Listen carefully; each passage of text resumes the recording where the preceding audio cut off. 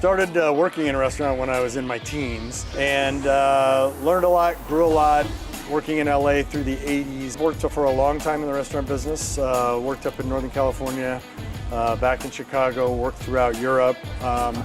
And in early 2000s, I came back to Southern California and started a consulting business.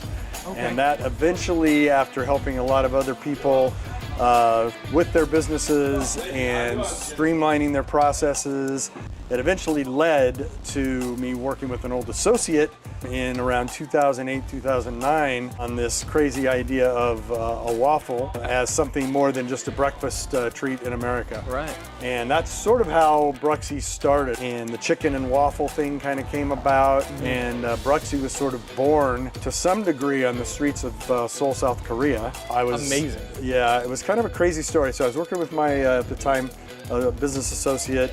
We were working on the waffle.